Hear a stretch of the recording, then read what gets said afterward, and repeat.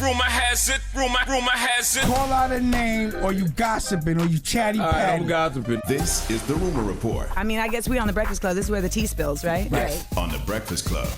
Yo, I hate rumors, so this is Jason Lee with the T. Let me get into this. So, some rapper that I've never heard of named Cash Gotti is out here talking about the cash that Bia's not spending, even though she got a whole lot of money. He went on a podcast that I never heard of. Let me see. It's called Choose What the Future Brings podcast, and this is what he said about her not paying rent.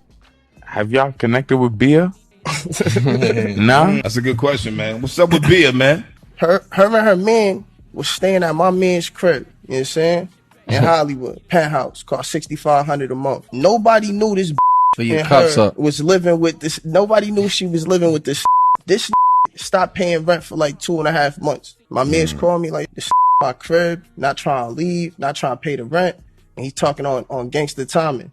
Shorty and her man got evicted. They had to get out of there. They were supposed to vacate the premises. Next day, getting a whole bunch of calls. Why saying you robbed this girl? Long story short, she running around with my name in her mouth talking like, oh, I did all types of different things when you wasn't paying your rent. There wasn't a whole lot of money in that mouth.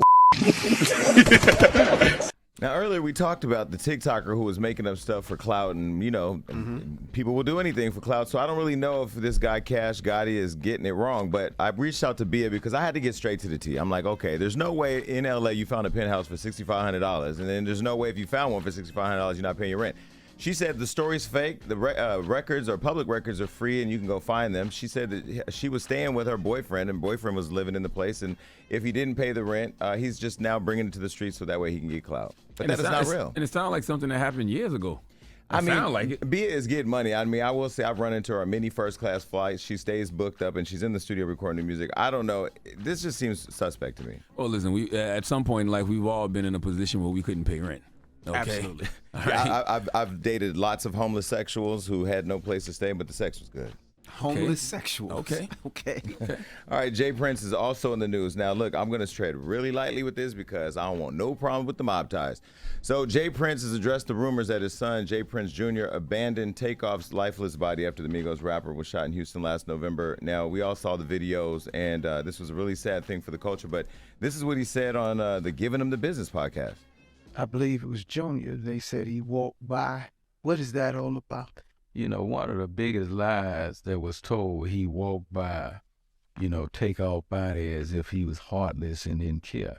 In reality, Junior, my cousin Michael Prince, that's here with me. Shout out, Mike. You know what I mean? They was there with Takeoff from the beginning to the end.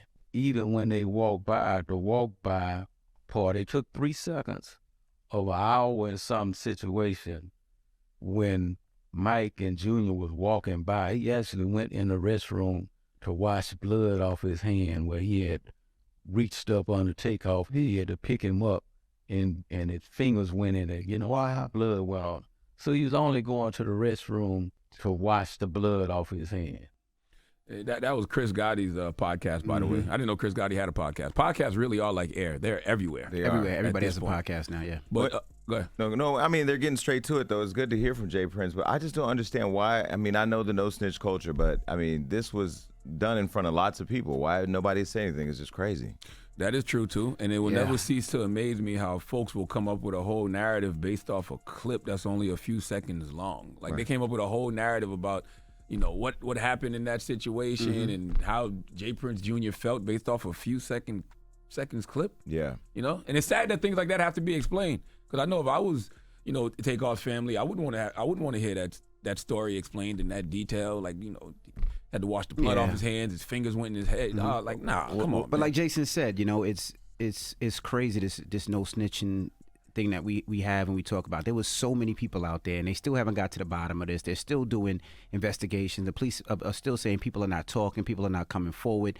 But they did arrest somebody. They did arrest somebody, but they still don't know all the details. They're trying to get as much as possible and people are not coming forward. How do we know people aren't anonymously, you know, telling people who did what to the authorities, though? I mean, we don't see somebody arrested that's on their way to a conviction. We heard somebody was arrested, but I also heard that person got out. They bonded out. They bonded out. $1 bond. And the crazy part about this, the way I found out about Takeoff, somebody actually sent me a video that they had filmed right after he was shot. And I'm thinking it wasn't like shaking or anything. We're at a place now where PNB, that's how I found out when he got shot. They sent me the video. Like, I know, having lost a brother to gun violence, I would not want to see that happening online, on Twitter or whatever. And I mean, I don't know. We're just in a place right now where the culture just gotten very senseless, and this is sad. Yeah, don't pull out your phone to record. Pull out your phone to call 911 and say what you just saw and give a description of the person who did X, Y, and Z. Right. But this is a civilian talking. I'm not in the street. But also there was I seen the other day there was a young lady that got hit as well. That's not doing. I think she's still in critical condition now. That she doesn't have health insurance, and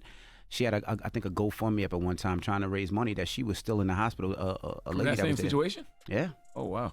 And nobody speaks about. Do we have time for one more thing? Yeah, let's do it. Okay, because it's Jason. I want to kill one more thing, and that's this rumor that Lori Harvey is sleeping with Diddy and his son. I mean, that's nobody rumor? even laughed. Y'all just like, what, really? Yeah. Okay. Happy birthday, Lori. I got to do this for you on your birthday. But anyway, she said Lori's born day? Yes. Yeah, I mean, I didn't, this is the last time I delivered some news on somebody's birthday was Joe Budden. To hear the interview, and then he got mad. So, Lori, please just accept that Charlamagne handed me this note. All right, look, so Lori. What? I did not. Lori Harvey was on E! News talking to Adrian Bailon about a story about her allegedly sleeping with a father and son, and this is what she said. So many things get written about you in the press, but I've always wanted to know, what is like the biggest misconception about who Lori Harvey is? It's so funny because I'm so quiet. Yeah. There's been so many stories that have been made up about me. Like I've seen stories about me being like fully in love with somebody and we have like this whole relationship, and I'll see the guy and I'm like, I've actually never even met him before. No. Like full-blown stories I've heard. I've dated a father and son before. Not true? Absolutely not true. And I've even heard that I'm a lesbian at one point. So, there's been a lot of different things. A lot of stories, a lot of misconceptions. Does it entertain you? Oh, I think they're hilarious. I love the stories. They're very entertaining. I will give them that. Yeah. Very entertaining, but I just let it roll off my shoulder. Y'all talking about what she said about the father and son. Lori just said she didn't love none of them hoes she was with. I'm looking at this list of what I can't say so I can tread very lightly. Stop policing her vagina. Let her do what she want to do. If she wanted to be the future of the industry, let her be the female future of the industry. But I don't think she is. I love Lori Harvey. I love how she moves. And I think she gave Michael B. Jordan a lot of grace in that breakup, because I heard what the streets were saying about that. And I would love for her at some point to come on. What was the streets saying, Jason? Well, they said Michael B. allegedly was cheating on her. And she didn't even really say nothing about that. And when I saw her at the Essence Festival in New Orleans, I walked up to her and we took a picture, and I looked at her and I said, "You don't want to come on my show because you think I'm going to ask you something messy?" And she was like, No, that ain't it. I said, "Because I know why you and Michael broke up." And I said, "He cheated on you." She just stared at me. Stop, Jason, stop. What? Jesus, Jason. You going to run Michael B. Jordan back to white women now. That man came to the Wakanda 2 premiere with no sleeves, chest out, no undershirt. His nipples was showing on the side. He was looking for a piece. But either way, if I had the body like that, I'd do it too. He's single. He back in these streets. He was single when he was with Lori, allegedly. Man, so. you got to stop. Happy birthday. All right. And that is Jason Lee with the T. Now, when we come back, we got front page news. We're going to talk about something near and dear to Charlamagne's heart. What? UFOs. We'll get to it next. It's the Breakfast Club. Good morning.